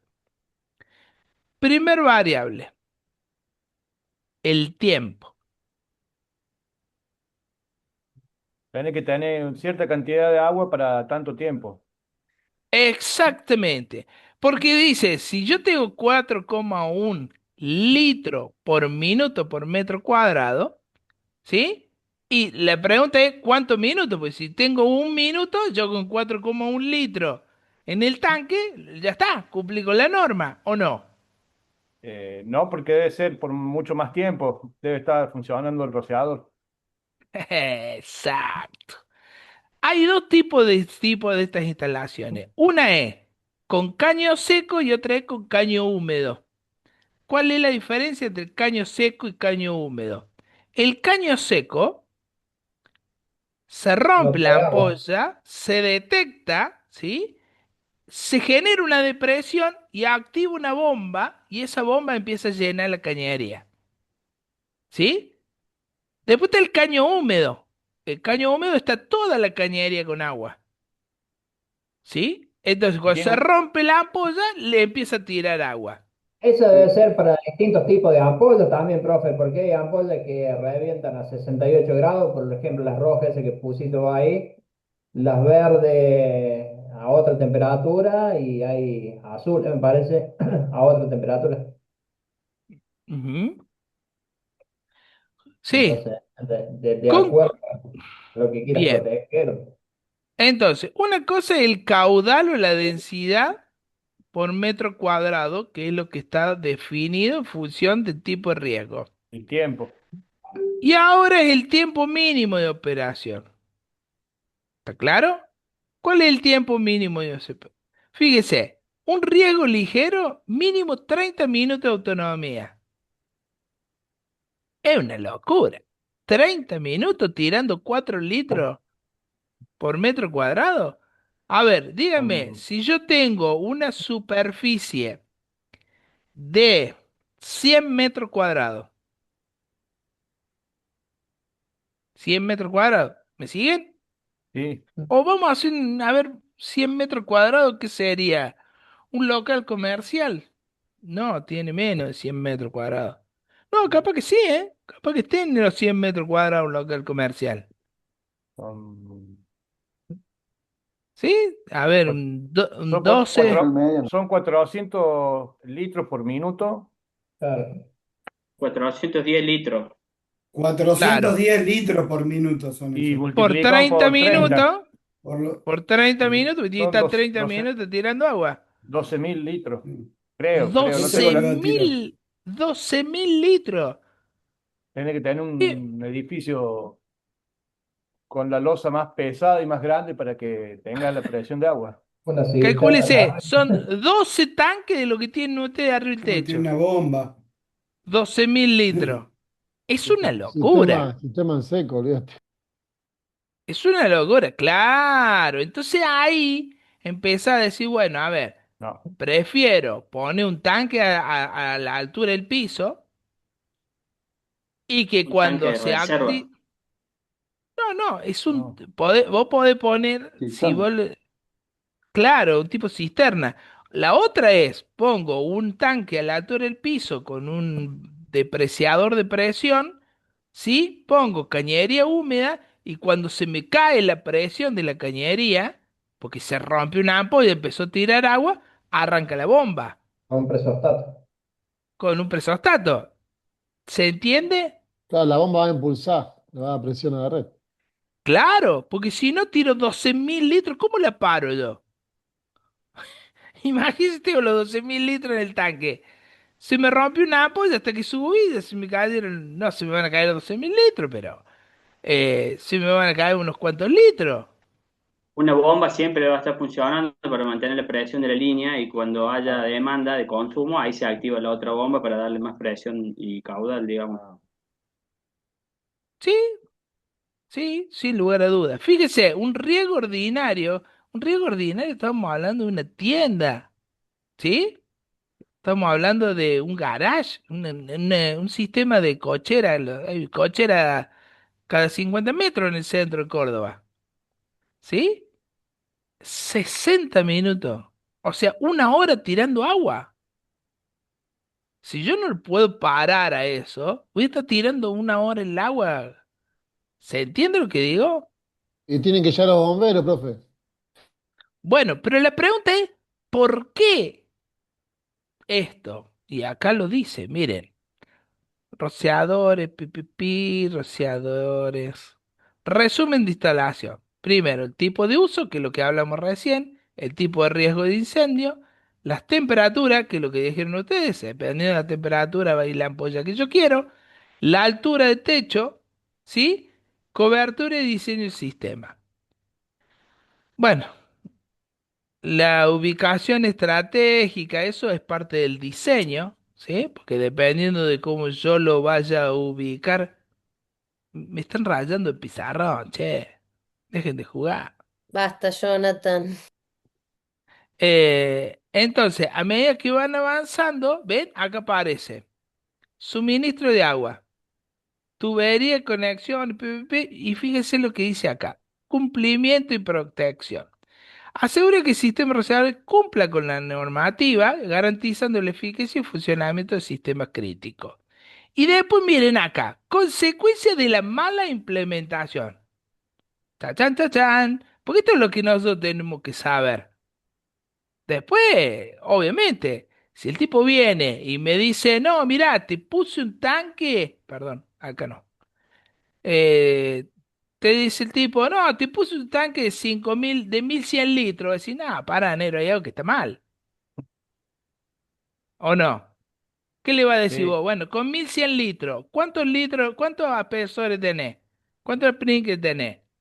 ¿Cuánto tira cada sprinkler por minuto? No, me parece que no me dan ninguno de los valores que dice la norma. ¿O no? En menos de un minuto ya no tenemos agua. Claro. ¿Sí? Si imagínate, si tenés 10 sprinkler a 4 litros, tenés 40 litros, ¿sí? Pone que tenga, vamos a decir, qué sé yo, voy a tirar un número. En vez de 10 tenga 30 sprinkler, ¿sí? A 40 litros está en 120 litros por minuto. En 10 minutos ya En, no en 10 tenemos agua. minutos ya está, se te quedó sin agua. Y chau, no cumpliste con el tiempo mínimo de operación, con un tanquecito de Cumpliste con 1.000 un litros. tercio. Claro, cumpliste Bueno, con un tercio. bueno, eso es lo que yo quiero que ustedes empiecen a entender. Que empiecen a entender cómo funciona y qué dice la normativa. Porque si no, es muy simple. Yo me puedo matar enseñándole a calcular un sistema que después no lo van a calcular nunca. Y si lo quieren calcular, miren, acá está como se calcula, miren, tiene todo en la internet, está todo. Yo no le tengo que enseñar matemática, eso lo pueden hacer ustedes. Yo lo que le tengo que enseñar es que existe y cuáles son los criterios de aplicación. ¿Se entiende lo que digo? Hay una ¿Y cuáles cosa, son las Marco. Perfecto. normativas? ¿Y cuáles son las normativas? Sí, te escucho. No, te No, que digo ahí también que. se, Ah, perdón, habla.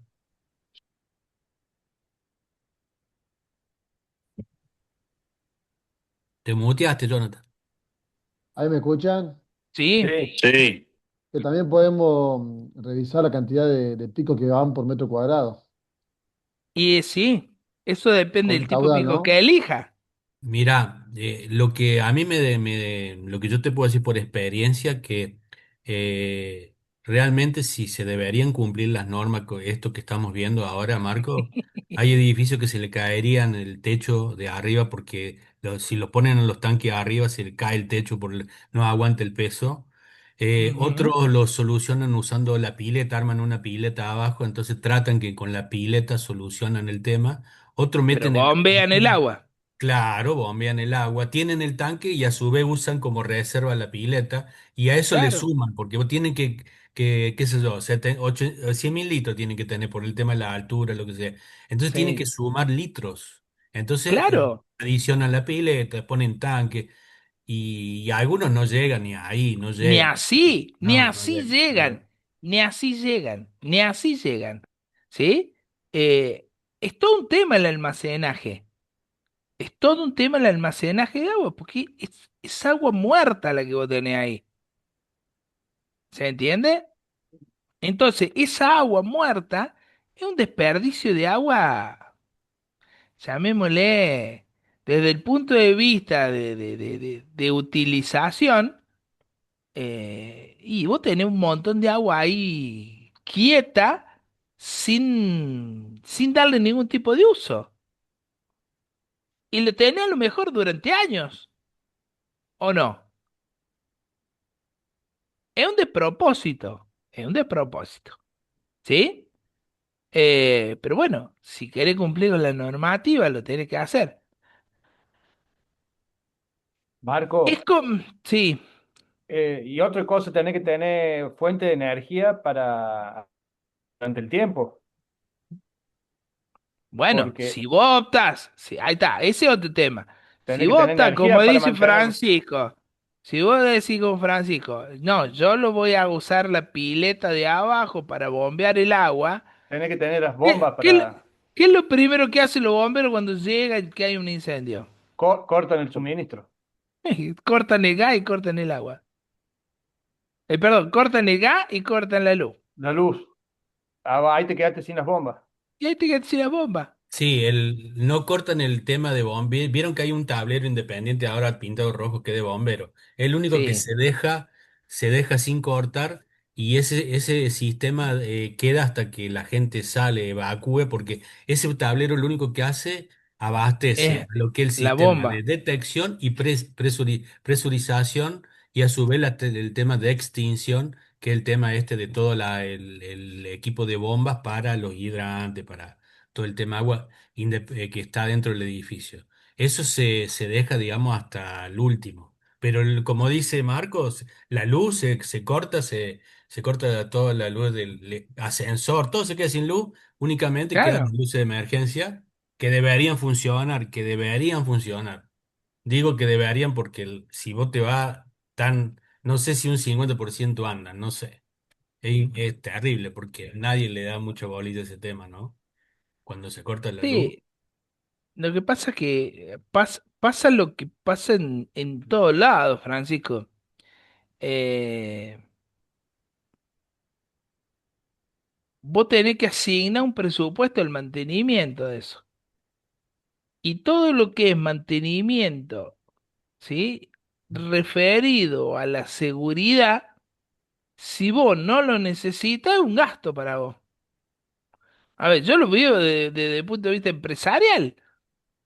O sea, tener que pagarle a alguien para que vaya y me verifique todas las luces de emergencia una vez al mes, y encima me detecta que siempre hay dos o tres quemadas o dos o tres que no andan, es un gasto eso. Es un gasto. Ah, pero a la hora de un accidente, el gasto es más grande que... Se quema todo. No No, queda rastro. ya sé, pero hay... ¿Qué mentalidad, no, el vago?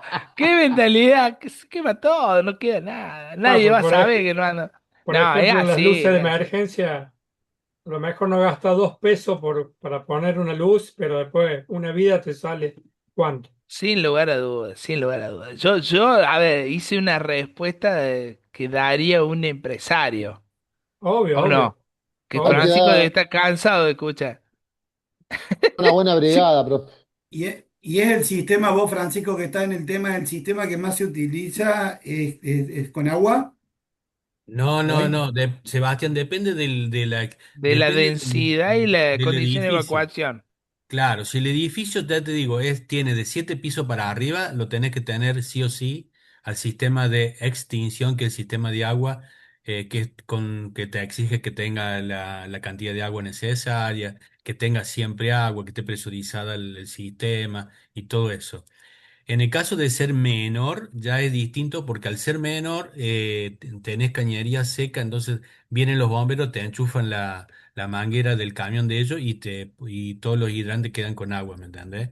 Todo eso depende de la altura que vos tengas. Sí, en realidad depende de la densidad de gente y de las condiciones de Claro, evacuación, claro, ¿sí? sí, sí, sí, sí. Que ya lo tienen como establecido, digamos, función de tipo de edificio. Sí, es así. Voy a seguir porque se me está yendo la hora, es increíble cómo se me va la hora. Conclusión, los litros totales en metros cuadrados, no, en realidad sí, los litros no son en metros cuadrados, son en metros cúbicos, pero bueno, ¿qué van a hacer? La densidad de diseño, ¿sí? De litros por metro cuadrado por el tiempo de operación mínima. Entonces podemos decir que, bueno, si tengo un riesgo ligero, ¿sí? Con 30 minutos, tengo que tener 130 litros por metro cuadrado. Ah, la densidad por metro cuadrado. O sea, eso lo tengo que multiplicar por los metros cuadrados y ahí me da la cantidad de litros del tanque. ¿Se entiende? Sí. Si tengo un riesgo Sí. extra, que es 16,4 litros por metro cúbico por metro cuadrado, son 120 minutos. Fíjese, tengo 2000 litros por metro cuadrado. De ahí calculo el tanque de reserva. ¿Sí? De ahí calculo el tanque de reserva en función de esa cantidad de litros por los metros cuadrados. Y obviamente que tengo que tener un margen, pues no voy a pretender que el tanque me dé justo.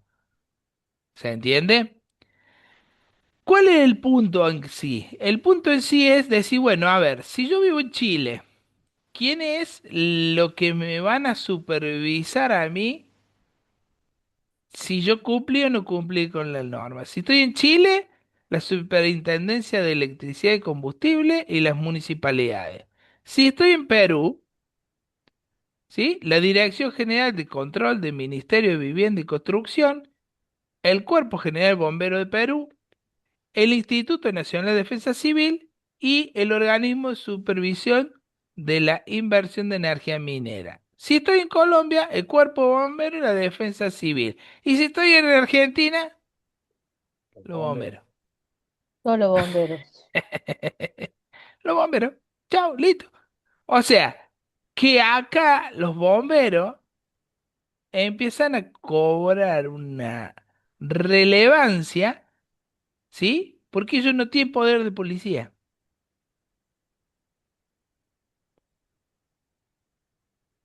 Hasta ahí nomás.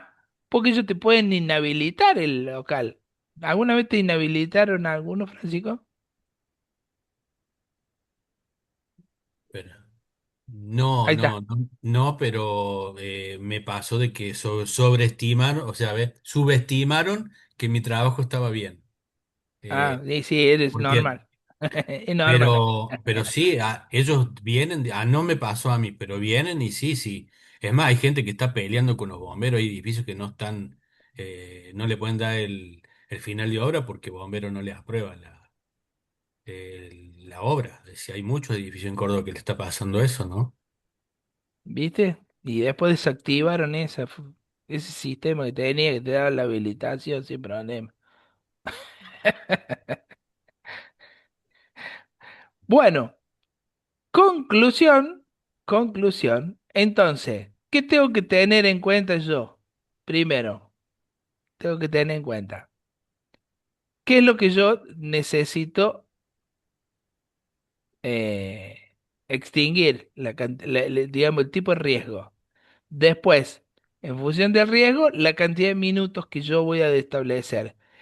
En función de los metros cuadrados y de la cantidad de litros por metro cuadrado que tengo, puedo calcular el tanque de reserva. Fíjense que ahí tienen un cálculo sencillo de cómo hacer el sistema, más allá que después ustedes verán de elegir qué tipo de sprinkler van a poner, porque cada sprinkler de estos tiene distinta superficie de rociado, ¿no es cierto? Dependiendo del tipo de diseño, algunos tienen más apertura, otros menos apertura, ¿sí? Entonces yo decidiré, cuando me ofrezcan, decidiré cuál es el que me guste más. ¿Sí? Y todo esto termina con una aprobación de los bomberos. Y se terminó. No hay más ciencia, chicos.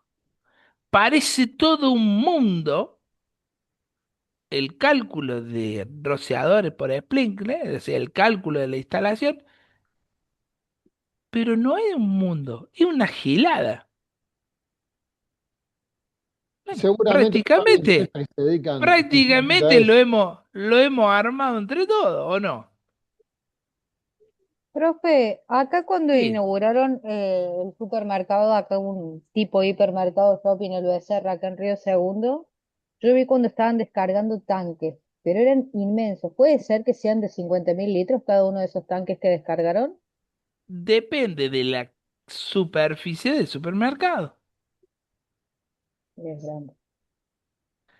Porque Porque eran acuérdate que impresionantes, los la trajeron con dos cantidad, camiones, pues los acuérdate que bajaron. la cantidad de litros Depende de los va a metros cuadrados. depender del tipo de riesgo y de la superficie de los metros cuadrados del lugar. Eran Porque el tipo de gigantes los tanques. riesgo te va a decir la cantidad de litros por metro cuadrado que tiene que tirar y después te va a decir el tipo de riesgo la cantidad de tiempo que tiene que estar rociando. ¿Por qué hacen esas sectorizaciones, como dicen ustedes? Sectorizo. Y porque si no, inundo todo innecesariamente. y a veces puede fallar también. Ya lo dijo Susan. ¿cómo se Tusam, llama? Toussaint. Tusam. Toussaint, puede La semana fallar. pasada no quedó nada de un depósito regional de la Anónima en Chipoleti, que Ajá. atendía 25 sucursales de la Patagonia Norte. No quedó nada. No hubo que lamentar víctimas, por suerte, pero no quedó nada. ¿Y el Nada, sistema? nada, nada. ¿El Bueno, sistema no contra conozco los incendio? detalles, no conozco los detalles.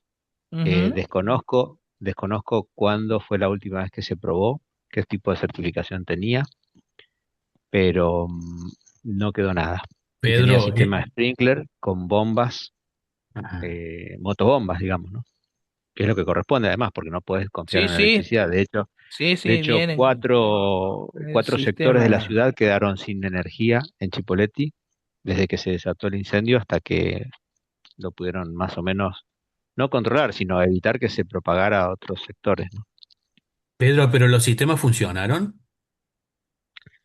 No lo sé, yo estoy acá y todavía no, es muy pronto para preguntarle a la gente que está implicada, a la gente que trabaja allí, a quienes están, todavía está todo sujeto a una investigación, Mira, pero aparentemente no funcionaron.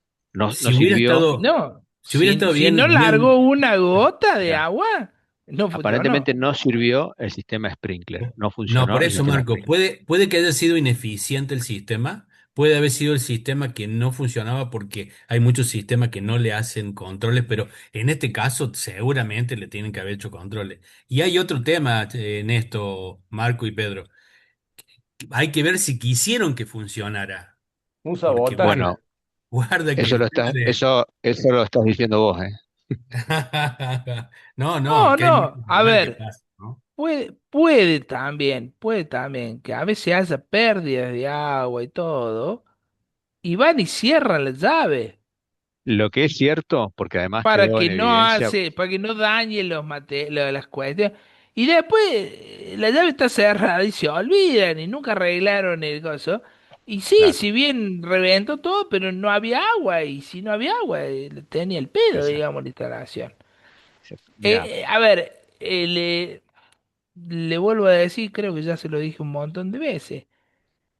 El peor de todos los males, ¿sí? Lo más peligroso que hay es la ignorancia. Es lo más peligroso que hay. ¿Sí? Pues va, voy a y decir, bueno, a es lo más ver, caro, no solo es peligroso, sino que es lo más caro.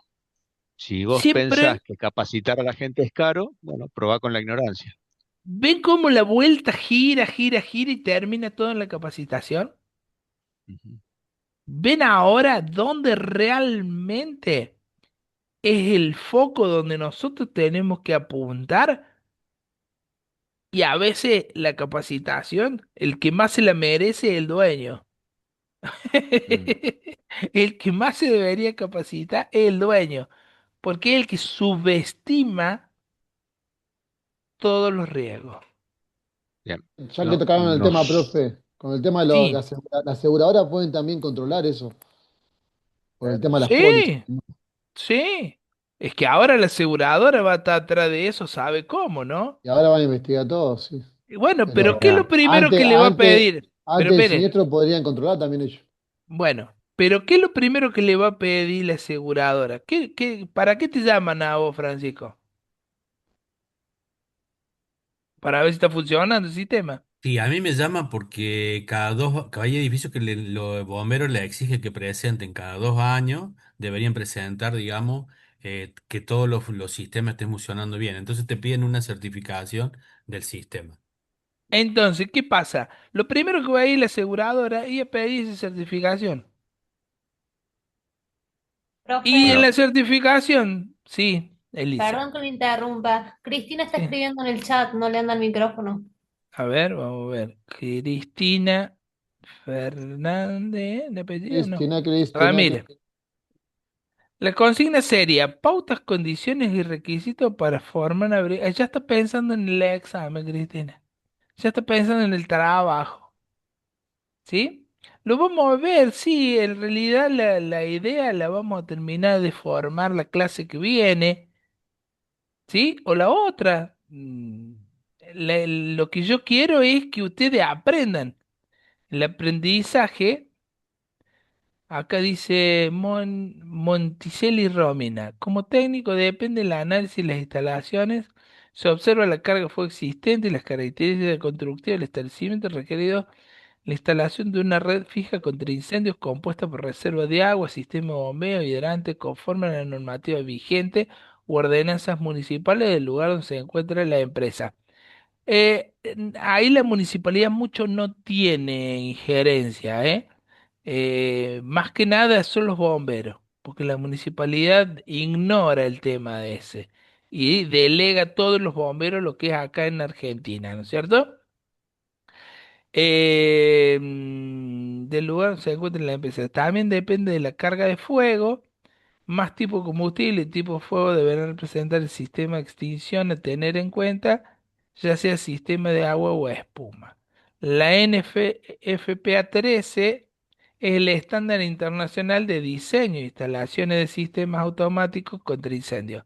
Su objetivo principal es salvar vidas y proteger propiedades mediante la contención o extinción de diseño, detallando pautas para componentes, distancias, coberturas. Pi. Muy bien. Mónica, hay que tener en cuenta el diámetro de la cañería. Sí, obvio. Hay que tener en cuenta el diámetro de la cañería. Cuando se arma esto, también se tiene en cuenta que cuando yo presurizo, el diámetro de la cañería inicial tiene un diámetro, el diámetro de la cañería final tiene otro diámetro. ¿Por qué? Para mantener la presión constante en todas las cañerías. ¿Se entiende eso? Yo voy reduciendo la sección a lo largo de la cañería para mantener la presión,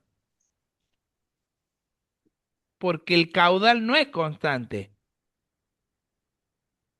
No sé si se entiende eso. Porque obviamente que a medida que va pasando por Sí, sí. distintos empricles, empiezo a perder caudal. Al perder caudal, ¿sí? Disminuye la presión. Entonces, para que vuelva a compensar la presión, reduzco la sección, ¿sí? Para que la cantidad de litros por centímetro cuadrado se mantenga, o sea, el caudal. ¿Se entiende? Entonces vuelvo a levantar la presión y así sucesivamente. Entonces todos los sprinkles rocían a la misma presión. Porque si yo reduzco la presión, el área a la que va a rociar ese sprinkler se achica. ¿Se entendió eso? Los maté. Sí, sí, sí, sí, está ¿Sí? claro. Sí, bien. Bien. Ahí se confunde por más presión que mande la cañería, no va a cambiar el caudal porque caudal no es el mismo exacto. ¿Sí? Más allá de eso, también hay que tener en cuenta el tiempo que puede demorar los bomberos en llegar al lugar. Sí, normalmente los bomberos, si es un lugar donde se, digamos, una ciudad grande, más o menos en 20 minutos están. No sé si alguno de ustedes es bombero. Si es un lugar chico, en 10 minutos, en 5 minutos están. ¿Sí? O sea que también eso está bueno. Disculpe antes de retirarme, ¿querés saber que hacemos un resumen de esta norma? ¿O la podemos hacer? No hace falta. La cadena de supermercado Libertad cambió de dueño. El grupo Calleja El Salvador, el dueño de la marca, vendió 12 de los 14 supermercados en la cadena La Anónima. Bueno, puede ser que la están indemnizando. Che, ya me están llamando del otro grupo. Bueno, la clase que viene, charlamos un poquito más de cómo vamos a cerrar la materia, porque el lunes que viene no tenemos clase, porque el lunes que viene es feriado. Así que la clase que viene, que va a ser de acá a 15 días, que es la penúltima clase, charlamos un poquito más de cómo va a ser, digamos, la forma de entregar un elemento que sería un comprobatorio de que ustedes entendieron lo que hablamos en la materia, ¿sí? Y con eso cerramos la regularización. Sí, Diego. Marquito, perdón, ¿vas a subir algo de la clase de hoy? ¿Algo de información? Lo que ustedes quieran, quieren que baje la norma y se las mande, no hay problema, pero eso está todo en internet. Eso que Si vos estuviste querés, presentando estaba interesante.